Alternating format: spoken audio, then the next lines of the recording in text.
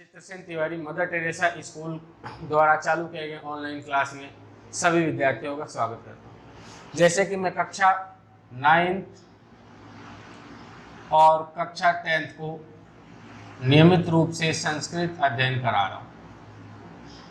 हमारा संस्कृत अध्ययन चल रहा है। संस्कृत में समास प्रकरण हम चालू कर चुके हैं। इससे पहले मैं आप लोगों को समास की परिभाषा, समास के भेदों के नाम और कल के वीडियो में मैं अव्ययी भाव समास कराना भी चालू करा दिया था। कल के वीडियो में मैं अव्ययी भाव समास चालू भी करा दिया था। अव्ययी भाव समास कल आप लोगों ने जो वीडियो देखा उसमें अव्ययी भाव समास में जितने अव्यय प्रयोग होते हैं उन अव्ययों का नाम लिख के आपको बताया। 6 अव्यय प्रयोग होते हैं। उप, अनु, निर, प्रति, यथा और स।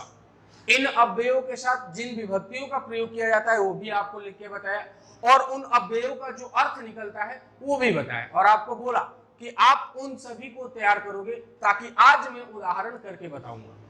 तो आज मैं उन्हीं अव्ययों के ऊपर उदाहरण हल करके आपको बोर्ड पे बताऊंगा। जैसे पहले हम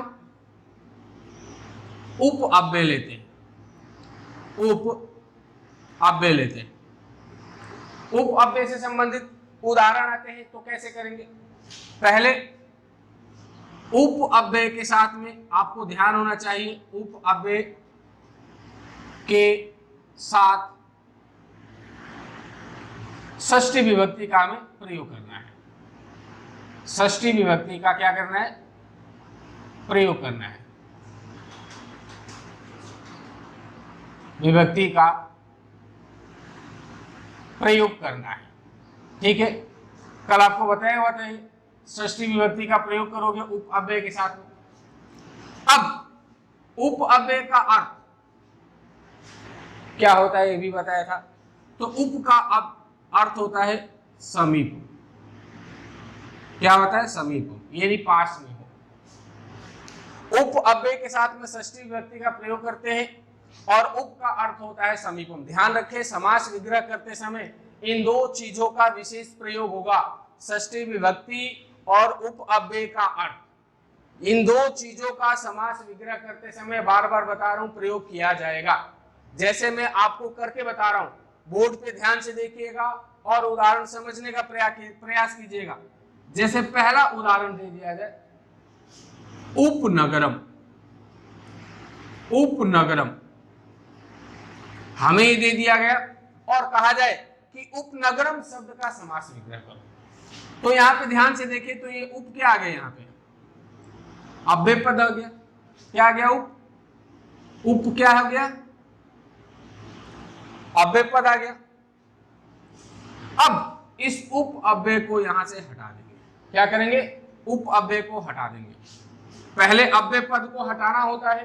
अव्यय पद हटाने के बाद में जो शब्द बचता है उसमें क्या करते हैं? विभक्ति लगाते हैं। अव्यय पद को हटा दिए तो क्या बच गया? नगरम। क्या बच गया? नगरम। ये शब्द हमारे पास बच गया। अब नगरम शब्द में उप के साथ में कौन सी विभक्ति का प्रयोग किया जाता है? षष्ठी विभक्ति का। कौन सी विभक्ति का? षष्ठी विभक्ति का। तो नगरम शब्द में षष्ठी विभक्ति लगाएंगे तो क्या हो जाएगा? नगरस्य। क्या हो जाएगा? नगरस्य। षष्ठी विभक्ति लगा दिए। अब इसके बाद में उप का अर्थ क्या निकलता है? समीपम। तो यहां लिख देंगे समीपम और ये हमारा समास विग्रह बन जाएगा नगरस्य समीपम। ध्यान से देख लीजिए, उपनगरम का हमने समास विग्रह किया, नगरस्य समीपम कैसे किए ये आपको कर करके बताया। पहले उप अव्यय को हटा दिया। उप अव्यय को हटाने के बाद में जो शब्द बचा है नगरम शब्द बचा, इसमें षष्ठी विभक्ति लगा दिए तो नगरस्य बन गया। क्या बन गया? नगरस्य बन गया।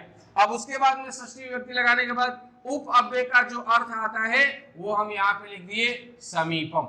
ये इसका हो गया समास विग्रह। दूसरा उदाहरण अगला है उपग्रामम। उपग्रामम ये उदाहरण दे दिया गया और आपसे कहा जाए कि इसका समास विग्रह करो। तो क्या करोगे, पहला काम है अव्यय पद को हटाना। सबसे पहला प्राथमिक काम क्या है, अव्यय पद को हटाना। अब अव्यय पद को हटा दिए तो हमारे पास बच क्या गया, ग्रामम शब्द। क्या बच गया, ग्रामम। अब ग्रामम शब्द में उप अव्यय आ गया है, तो उप अव्यय के साथ में कौन सी विभक्ति का प्रयोग करना है, षष्ठी विभक्ति का प्रयोग करना है। तो ग्रामम शब्द में षष्ठी विभक्ति लगा देंगे तो क्या हो जाएगा, ग्रामस्य। ग्रामम शब्द में षष्ठी विभक्ति लगाएंगे तो क्या हो जाएगा, ग्रामस्य। ठीक है, अब उप अव्यय को हटा करके उप का अर्थ जो होता है वो लिखना है विभक्ति लगाने के बाद। तो उप का अर्थ क्या होता है, समीपम। तो यहां लिख देंगे समीपम। तो ये अपना समास विग्रह हो गया, ग्रामस्य समीपम। ठीक है, अब नंबर 3 पे उदाहरण, जैसे उपग्रहम, ये उदाहरण दे दिया गया और कहा जाए कि इसका समास विग्रह करो। सबसे पहले उप अव्यय पद को हटाना है हमें, उप पद को हटा दिए क्योंकि अव्यय है। उसके बाद ग्रहम शब्द बचा, ग्रहम शब्द में षष्ठी, ग्रहम शब्द बचा तो ग्रहम शब्द में षष्ठी व्यक्ति लगाएंगे तो हो जाएगा ग्रहस्य। क्या हो जाएगा, ग्रहस्य। ठीक है, अब उप अव्यय का अर्थ जो निकलता है वो लिखना है। तो उप अर्थ है, अव्यय का अर्थ क्या निकलता है, समीपम। क्या निकलता है, समीपम। तो ग्रहस्य समीपम, ये हमारा क्या हो गया, समास विग्रह हो गया। ध्यान से देखिएगा कैसे, यदि समझ में आ गया तो बहुत ही सरलता से आप कर लोगे, नहीं तो आपको नहीं आएगा। नंबर 4 पे उदाहरण, चौथा उदाहरण करके बता रहा हूं। उपनगरम का करा दिया, उपग्रामम का करा दिया, उपग्रहम का करा दिया। ऐसे अगला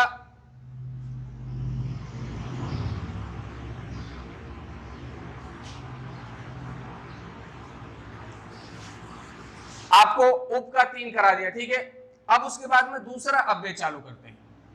उप अव्यय का करा दिया, ये पहला अव्यय था। उसके बाद दूसरा अव्यय था अपना अनु, अनु अव्यय था। यहां ऊपर आपको करके बता रहे हैं नीचे के जगह, तो ये मिटा करके ऊपर आपको करके बता रहे हैं, ध्यान से देखिए। दूसरा अव्यय है अनु अव्यय,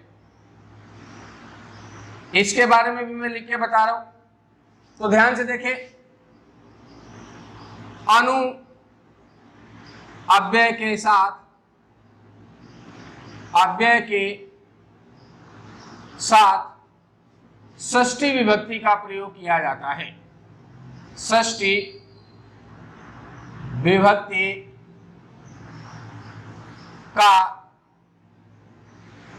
प्रयोग किया जाता है, किया जाता है।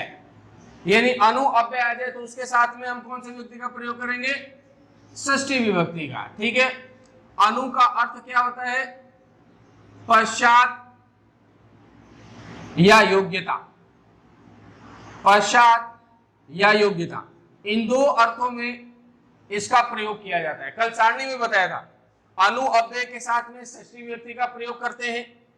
ठीक है, और अनु अव्यय का अर्थ क्या होता है, पश्चात और योग्यता। समास विग्रह वैसे ही करना है जैसे इससे पहले वाला बताया। पहले अव्यय पद को हटाना है, अव्यय पद हटाने के बाद में जो बचेगा उसमें षष्ठी विभक्ति लगाना है, और फिर उस पद में षष्ठी विभक्ति लगाने के बाद अनु अव्यय का जो अर्थ निकलता है वो हमें उसके पीछे लगाना है। जैसे इसके भी उदाहरण करके बता रहा हूं। एक उदाहरण है अनुरथम, उदाहरण दे दिया अनुरथम, और कह दे कि इसका समास विग्रह करो। तो सबसे पहले हमें ये अव्यय पद हटाना है। अव्यय पद क्या आ गया यहाँ पे, अनु। अब उसके बाद क्या बच गया, रथम शब्द। क्या बच गया, रथम शब्द बच गया अपने पास। अब इसमें अनु अव्यय के साथ में षष्ठी विभक्ति का प्रयोग करते हैं, तो रथम शब्द में षष्ठी विभक्ति का प्रयोग कर देंगे तो क्या हो जाएगा, रथस्य। क्या हो जाएगा, रथस्य। ठीक है, अनुरथम, इसका हिंदी अर्थ निकलता है रथ के पीछे, यानी पीछे का अर्थ क्या होता है, पश्चात। तो यहां पे क्या कर देंगे, रथस्य पश्चात,